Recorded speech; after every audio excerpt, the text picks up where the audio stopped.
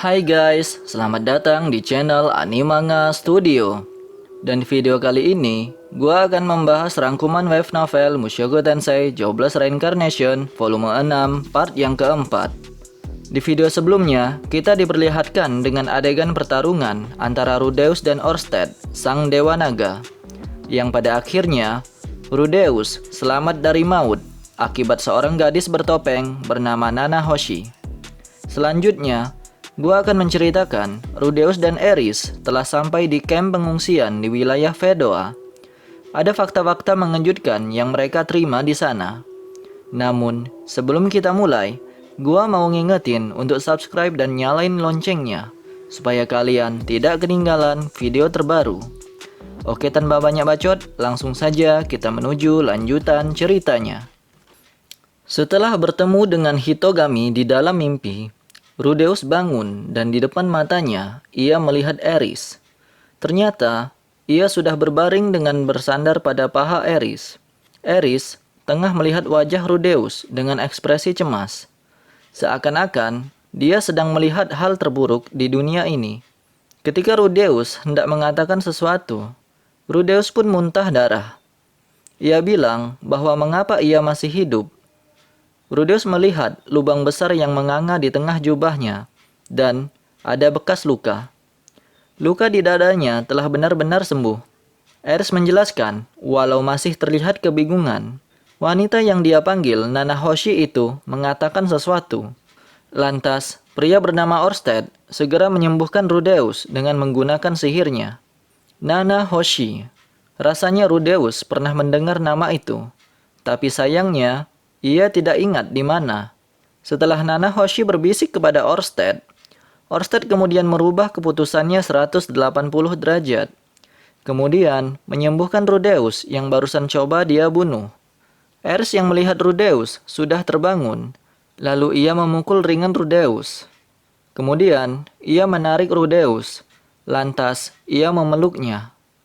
Rudeus merasakan detak jantung Eris, dan ia dengar suara isakan tangis. Eris menangis dan berbisik, "Aku bersyukur." Rudeus pun hanya bisa menepuk-nepuk punggungnya, seakan berusaha bilang, Sudah. Setelah insiden itu, tak terasa 3 hari berlalu. Rudeus, Eris dan Ruijerd telah memasuki kerajaan Asura. Meskipun telah sampai di penghujung perjalanan, ekspresi mereka tidaklah ceria. Rudeus yakin insiden kemarin membuat suasana menjadi dingin. Rudeus tidak paham tindakan Orsted di detik-detik terakhir. Namun, berkat itu, Rudeus masih bisa bernafas sekarang. Saat ini, Rudeus sedang berlatih menciptakan sihir dengan tangan kirinya. Kemudian, menggunakan tangan kanan untuk mengganggu mananya. Ini adalah teknik yang Orsted gunakan untuk menyegel serangan Rudeus. Teknik itu bernama Ranma, sihir pengganggu. Tepat sebelum mana yang keluar dari tangan kirinya, Rudeus menggunakan mana yang berbeda dari tangan kanannya untuk mengganggunya. Sehingga wujudnya pun berantakan. Teknik ini cukup sederhana dan hanya mengonsumsi sedikit mana. Namun begitu menakjubkan. Secara teori mudah mengatakannya, namun cukup sulit dipraktekkan. Harus Rudeus akui bahwa ia mendapatkan pelajaran berharga setelah bertarung melawan Orsted. Eris bertanya apa yang sedang Rudeus lakukan. Rudeus bilang bahwa ia sedang berlatih meniru sihir yang Orsted gunakan. Eris terdiam untuk waktu yang lama dan bertanya-tanya mengapa Rudeus bisa sekuat itu. Rudeus sama sekali tidak menyadari kekuatannya sendiri. Ia hanya menjalani kehidupan sehari-hari begitu saja, tanpa berpikir untuk berkembang lebih kuat. Eris mengatakan itu karena ia terganggu oleh fakta bahwa mereka dikalahkan dengan begitu mudahnya tempo hari. Namun, memang hanya itu yang bisa mereka lakukan ketika berhadapan dengan makhluk terkuat di dunia ini. Bahkan, Ruijerd dianggapnya sebagai guyonan. Sepertinya, dia hanya menggunakan beberapa persen saja dari seluruh kekuatannya. Rudeus mengerti perasaan khawatir Eris. Bagaimanapun juga, Eris dikalahkan dalam sekali pukulan. Mungkin itu membuatnya berpikir bahwa latihan keras bersama Ruijerd selama ini hanyalah omong kosong. Orsted hanya menangkap pedangnya, dan itu sudah cukup membuatnya terpelanting tanpa daya.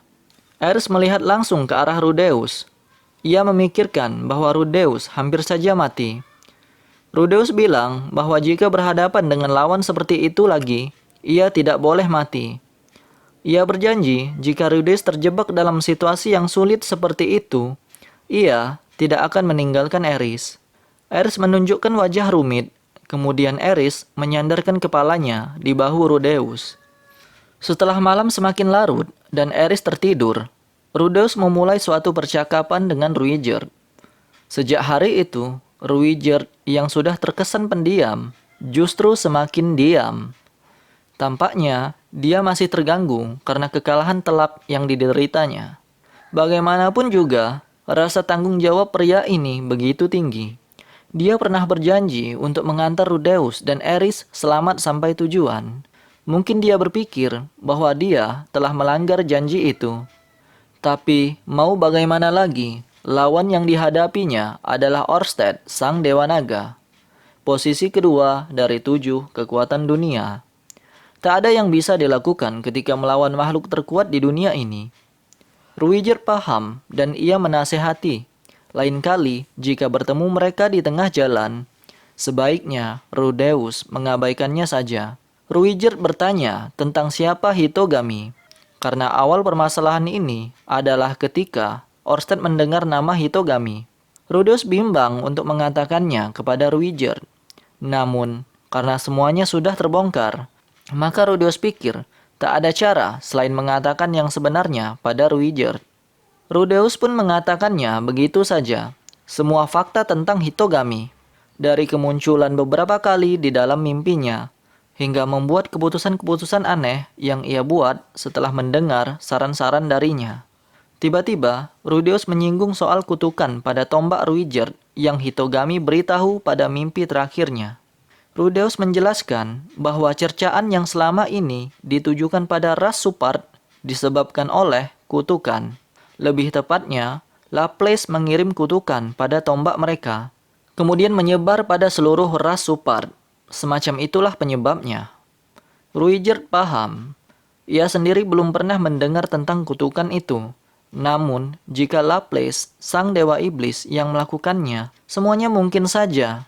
Ruijerd bergumam bahwa bila semua ini dikarenakan kutukan, maka tidak ada cara untuk melepasnya.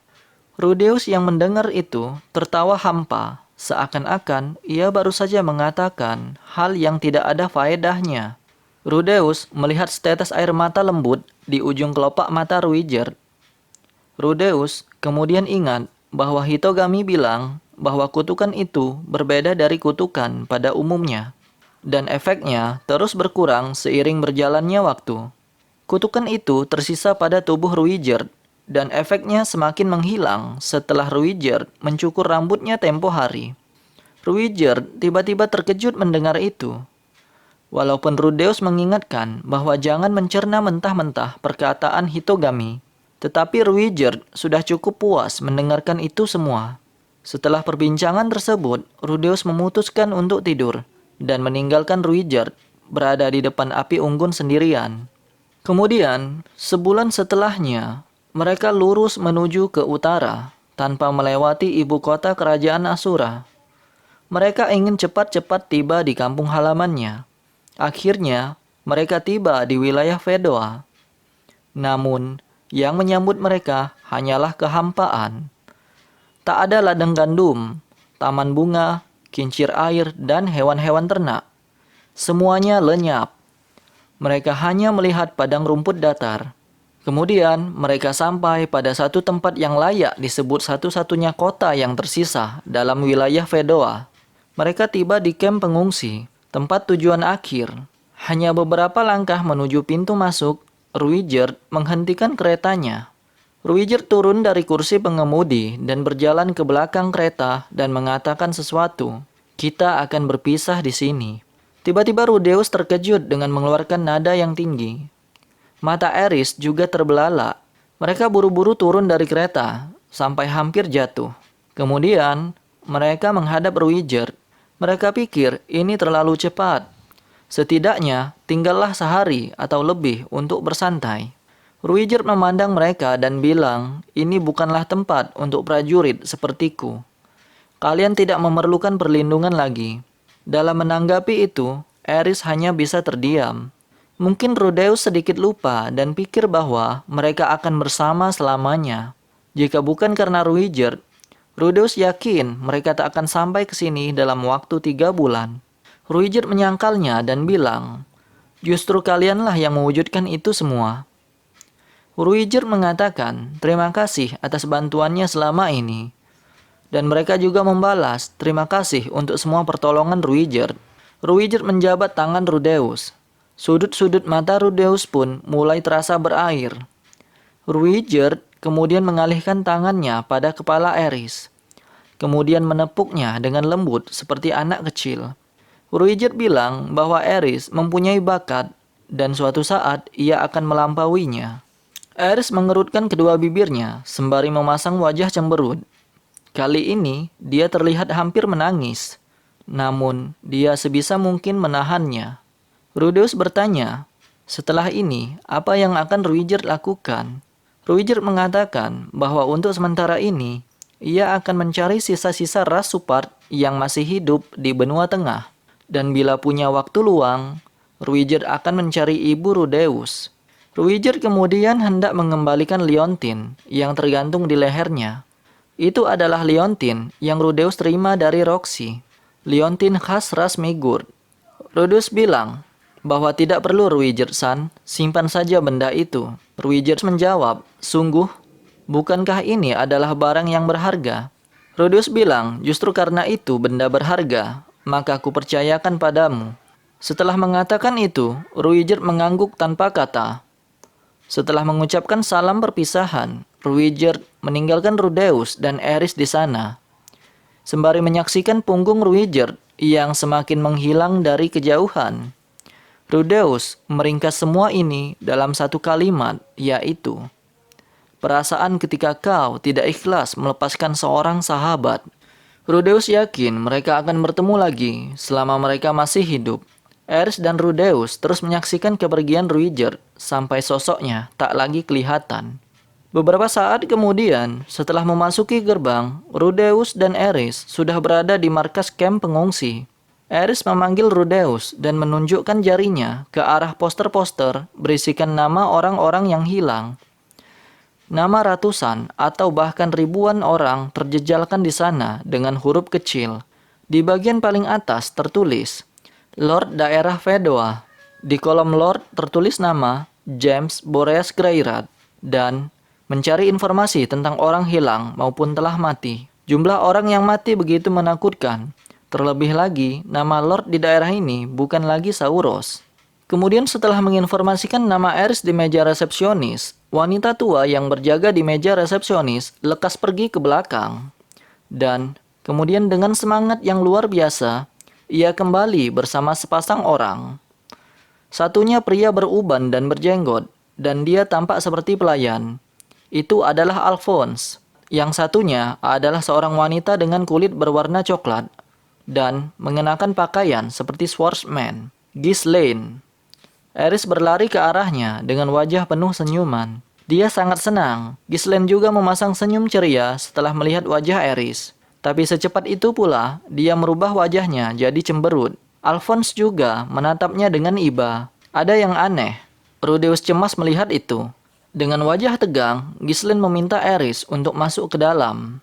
Rudeus berencana terus mengikuti mereka. Namun Alphonse meminta untuk menunggu di luar. Rudeus paham, bagaimanapun juga, Rudeus masihlah berstatus sebagai pekerja di keluarga Aerys. Sehingga, kurang etis rasanya jika ia ikut mendengarkan pembicaraan penting. Tiba-tiba, Aerys berteriak bahwa biarkan Rudeus ikut. Raut wajah Aerys terlihat begitu tegang, dan dia menggenggam kepalan tangannya dengan begitu erat. Kemudian mereka berjalan melalui koridor dan memasuki ruang seperti tempat meeting antar pejabat.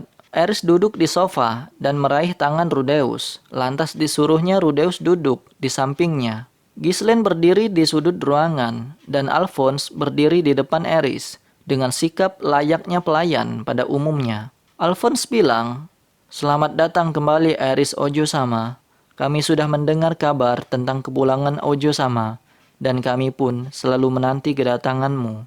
Eris menyela perkataan pelayan itu dan bilang, "Jangan bertele-tele, katakan saja siapa yang meninggal." Pertanyaan yang begitu datar, tanpa diragukan lagi, dia sudah mempersiapkan diri sekuat mungkin.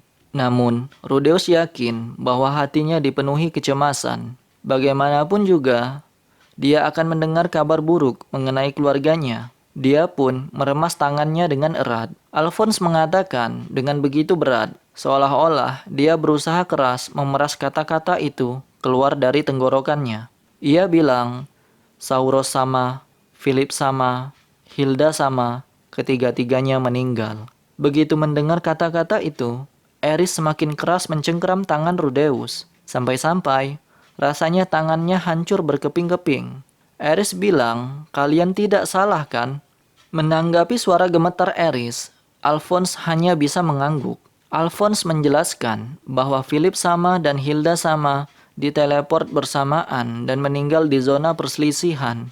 Ini adalah sesuatu yang dikonfirmasikan sendiri oleh Ghislaine. Ghislaine mengangguk. Ia diteleport di tempat yang sama seperti Philip dan Hilda, yaitu zona perselisihan. Sembari menembus zona perselisihan dengan berjalan kaki, ia menemukan sisa-sisa jasad Philip dan Hilda. Hanya itu yang dia katakan pada Eris. Ia tidak menceritakan detail keadaan mayat dan situasi saat mereka ditemukan. Dari ekspresi sedih di wajahnya, Rudeus bisa menebak bahwa keadaan jasad mereka begitu memprihatinkan. Eris hanya mengambil nafas dan menghembuskannya dengan suara. Tangannya tak berhenti gemetaran. Ia kemudian bertanya, "Kalau begitu, bagaimana dengan kakek?" Alphonse menjawab bahwa dia dinyatakan bersalah atas insiden teleportasi wilayah Fedoa, kemudian dieksekusi. Rudeus yang mendengar itu secara spontan bersuara, "Tidak mungkin, Sauros sama dinyatakan bersalah, kemudian dieksekusi. Hukum macam apa itu? Bagaimana bisa kau menyalahkan seseorang atas terjadinya bencana alam?" Eris bilang, "Rudeus, tenanglah." Tangan Rudeus ditarik oleh Eris, dan ia dipaksa duduk kembali. Sepertinya, tanpa sadar, Rudeus telah berdiri dari tempat duduknya. Alphonse kemudian bilang, "Rudeus Dono, aku mengerti perasaanmu, tetapi seperti inilah keadaan kerajaan Asura saat ini." Dengan nada hampa, Eris bilang, "Kalau begitu, apa yang terjadi setelahnya?" Alphonse menjawab bahwa seseorang telah memberitahunya bahwa Firemon Notos Greirat akan mengadopsi Eris sebagai selir. Ghislaine mendengar itu langsung naik pitam. Bukan saat yang tepat untuk membicarakan itu. Raungan marah Ghislaine langsung terdengar. Tidak mungkin Eris bahagia dengan pernikahan semacam itu. Alphonse bilang, meskipun dia sampah, dia masihlah keluarga terhormat. Bahkan, beberapa pernikahan yang dipaksakan pun bisa berakhir dengan bahagia.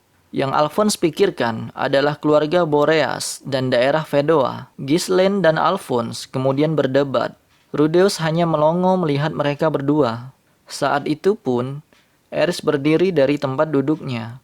Dia melepaskan tangan Rudeus, menyilangkan kedua tangannya, dan menunjukkan pose mengintimidasi khas keluarga Greirat. "Diam!" Teriakan itu cukup keras untuk membuat Ghislaine menutup telinganya. Namun, dia langsung merendahkan nada bicaranya dan bilang, "Tinggalkan aku sebentar, biarkan aku berpikir." Alphonse langsung keluar dari ruangan. Ghislaine menatap dengan iba, dan akhirnya dia pun ikut meninggalkan ruangan. Rudeus ragu-ragu untuk mengatakan sesuatu pada Eris. Namun, Eris juga mengusir Rudeus, dan ia pun juga keluar. Alphonse menyiapkan kamar untuk Rudeus dan Eris. Rudeus meletakkan barang bawaannya pada salah satu kamar, dan barang bawaan Eris pada kamar sebelahnya. Setelah berganti pakaian, Rudeus kembali ke markas. Lantas, ia pun melihat papan pengumuman tanpa banyak berkonsentrasi. Itu ditulis pada saat Rudeus berumur 10 tahun, dan ia sekarang akan segera berumur 13 tahun. Tak terasa, waktu berlalu begitu cepat. Rudeus terus menatap daftar korban bencana yang telah meninggal. Untungnya, nama-nama yang ia kenal terdapat pada kolom orang-orang yang masih hilang. Namun, terdapat coretan pada nama-nama itu. Bahkan, lebih dari setengahnya. Tampaknya, jika mereka telah dinyatakan mati, maka namanya akan dicoret dari kolom orang-orang hilang untuk dipindahkan pada kolom kematian. Rudeus melihat nama Sylvie tercoret di daftar nama orang hilang. Tiba-tiba, Rudeus merasakan jantungnya berdebar kencang. Sembari harap-harap cemas, ia pun melirik daftar kematian. Namun, nama Sylvie juga tidak ada di daftar orang mati.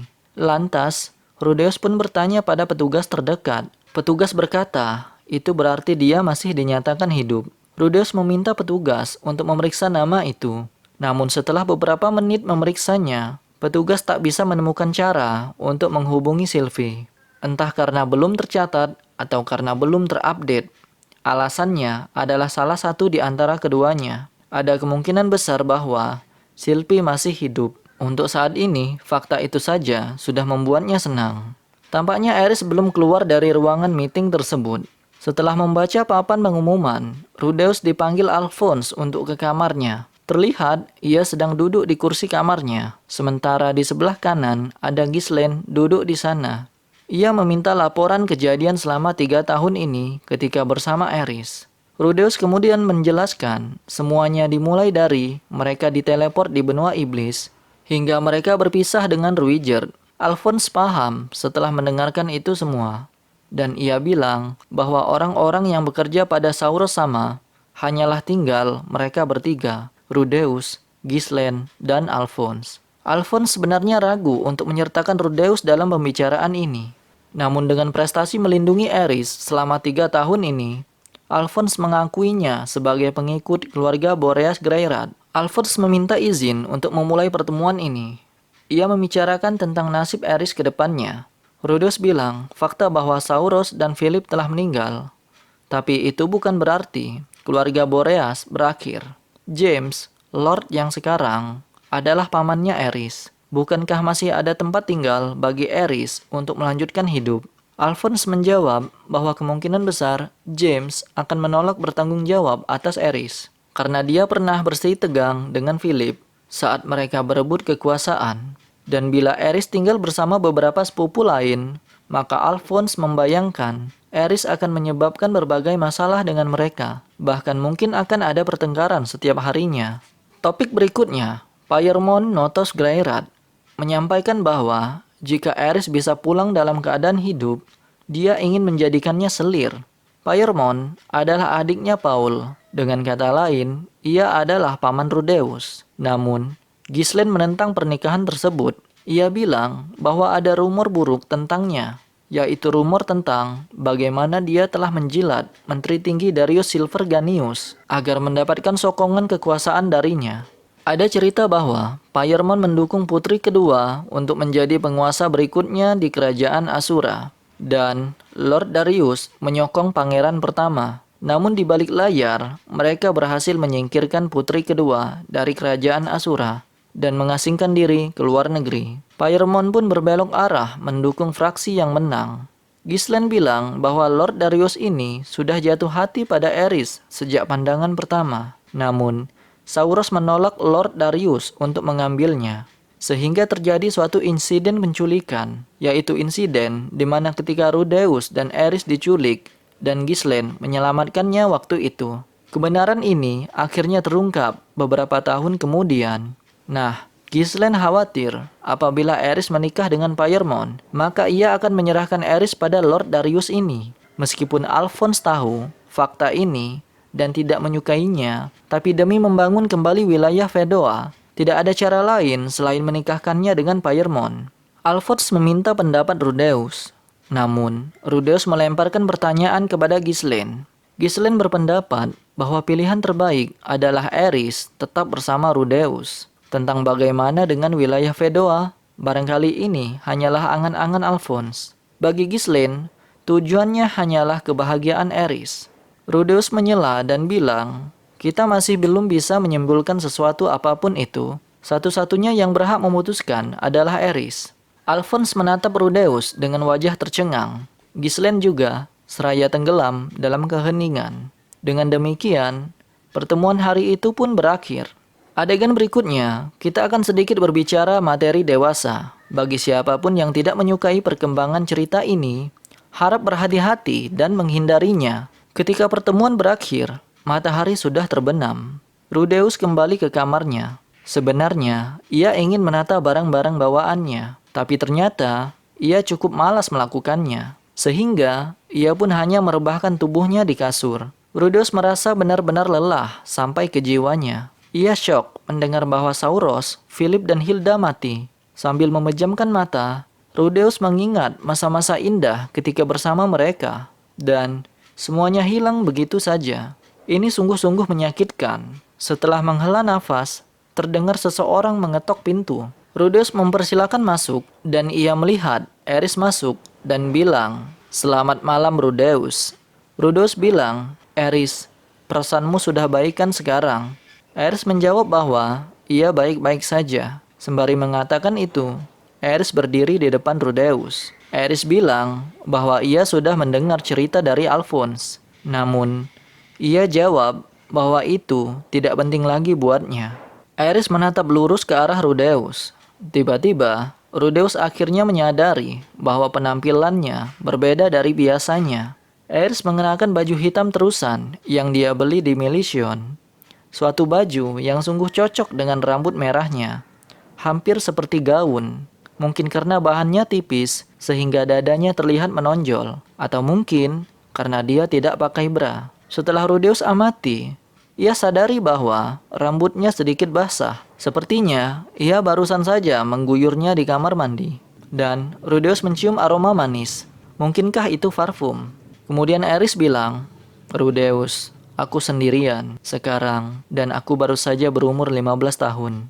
Berbicara tentang berusia 15 tahun, Rudeus pun langsung panik ketika mendengar itu. Ternyata ia telah melewatkan ulang tahun Eris dan tak mengingatnya sama sekali. Rudeus meminta maaf dan bertanya, apakah tidak masalah jika ia mempersiapkan sesuatu sekarang? Rudeus bilang, apakah ada sesuatu yang kau inginkan? Eris bilang bahwa ada sesuatu yang ia inginkan. Itu adalah keluarga. Ia meminta Rudeus untuk menjadi keluarganya. Tiba-tiba, Rudeus menatap Eris dalam kegelapan. Dan warnanya merah merona. Artinya kau ingin kita berdua jadi kakak dan adik dengan wajah merah terang sampai ke telinga. Eris terus menghindari kontak mata dengan Rudeus. Eris bilang, dengan kata lain, mari kita tidur bersama. Rudeus syok mendengar itu. Ia bilang, bukankah kita telah berjanji bahwa kita boleh melakukannya ketika sudah berumur 15 tahun? Eris menjawab, aku tak mempermasalahkannya. Asalkan salah satu di antara kita sudah berusia 15 tahun. Rudeus pikir, bukanlah ide bagus melakukan hubungan dewasa saat keadaan mental pasanganmu sedang tertekan. Tapi, Rudeus pikir, kesempatan ini tidak akan pernah datang lagi. Apalagi, Rudeus pikir, tak ada yang menjamin bahwa ia akan hidup 2 tahun ke depan. Sementara Rudeus sedang melamun, Eris sedikit mengeluh. Kemudian, dia merebahkan dirinya begitu saja pada pangkuan Rudeus. Walau sedikit keraguan di hati Rudeus, mereka pun akhirnya melakukan adegan yang sebenarnya belum layak untuk dilakukan oleh orang yang belum dewasa. Nah, itulah rangkuman cerita volume 6 part yang keempat. Video berikutnya, kita akan memasuki volume yang ketujuh. Gua akan menceritakan tentang perjalanan Rudeus untuk mencari ibunya Zenith dan berbagai kejadian menarik lainnya. Banyak cerita yang tidak dijelaskan di anime dan manganya loh. Maka dari itu, kalau males baca web novelnya, pantengin terus channel ini dengan subscribe dan hidupkan notifikasinya. Oke, sekian dari saya. Terima kasih guys.